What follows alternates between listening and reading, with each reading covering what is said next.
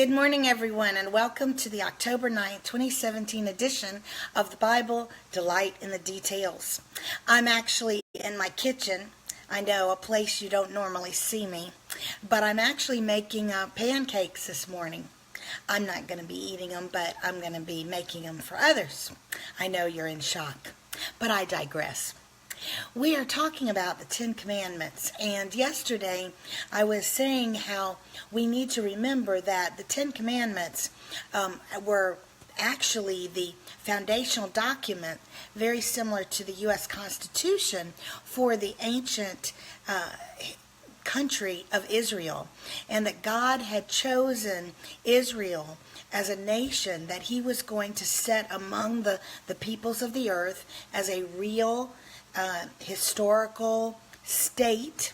It would rise to be a superpower in the ancient world under King Solomon, and it was going to be through that nation that God was going to make sure that the world understood him and could see through everything about them, including their law system, their legal system, aspects of God. We were saying yesterday how it's absolutely fascinating that in the Ten Commandments you will find every law that you need for a civilized society.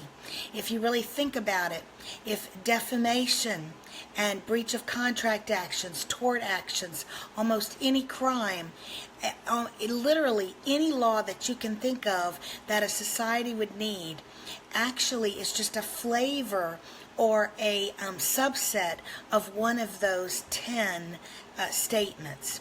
Couple very interesting things I want you to think about today. A couple things, frankly, that are new to me as well, and I find fascinating. Number one, some curriculum I was reading indicated that although we call it the Ten Commandments, actually in the Hebrew, in the ancient Hebrew, the original word for commandment was really word. So it's really the 10 words. And actually, another interesting thing is that English takes a lot more words to say something than ancient Hebrew. So, for example, several of the 10 Commandments are actually only 2 words long in the original. For example, thou shalt not murder, thou shalt not steal. Actually, in the original is just 2 simple words. So it shows you, again, and maybe this is the writer in me, that God is so perfect. He's such a great wordsmith.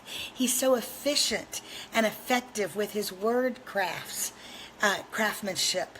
And those of us who are fans of good writing, we should appreciate God for that as well. One other thing that I want to bring to your attention, we've talked many times on this program about numerology, the significance, the spiritual significance of numbers. Many of you have probably heard that when you look at the 10 Commandments, they appear to be broken into 2 subsets. The first 4 deal primarily with man's relationship with God, and then the other 6 about man's relationship with his fellow man. And we know that this is how Christ viewed it as well, because if you remember, Christ was asked, what's the greatest commandment?